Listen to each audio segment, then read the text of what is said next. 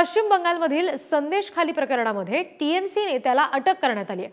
तृणमूल काँग्रेसचे नेते शाहजहान खान यांना अटक झाली आहे। महिलांचं लैंगिक शोषण आणि जमीन बळकावल्याचा आरोप त्यांच्यावर आहे। पश्चिम बंगालमधील 24 परगणा जिल्ह्यातील संदेशखाली गावातील काही महिलांवर सामूहिक अत्याचार आणि गरिबांची जमीन बळकावल्याचा आरोप करण्यात आलाय आणि याच प्रकरणात शाहजहान खान आता अटकेत आहेत। प्रतिनिधी दीपक आहेर यांच्याकडे आपण जाऊयात, त्या संदर्भात बोलूयात। दीपक, काय नेमकं हे प्रकरण आहे आणि काय नेमके आरोप आहेत या नेत्यावर?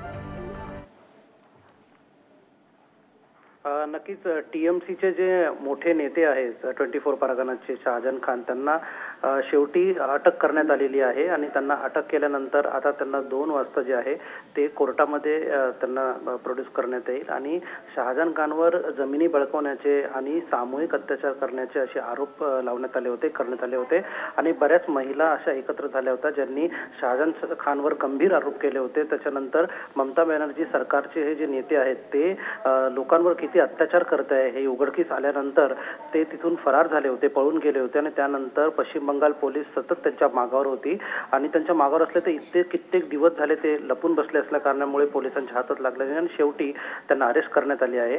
आणि आता एडीजी बंगालचे जे एडीजी आहे, ॲडिशनल डायरेक्टर ऑफ जनरल जे आहेत ते पत्रकार परिषद घेणार आहे आणि पत्रकार परिषदेत नक्की हे सांगण्यात येईल की नक्की त्यांचं इन्व्हेस्टिगेशन काय होतं, तपास काय होता, त्यांना कधी कुठून अरेस्ट करण्यात आले आणि आता त्यानंतर कोणत्या प्रकारे इन्व्हेस्टिगेशन पुढे जाईल। निश्चित दीपक, धन्यवाद दिलेल्या माहितीसाठी।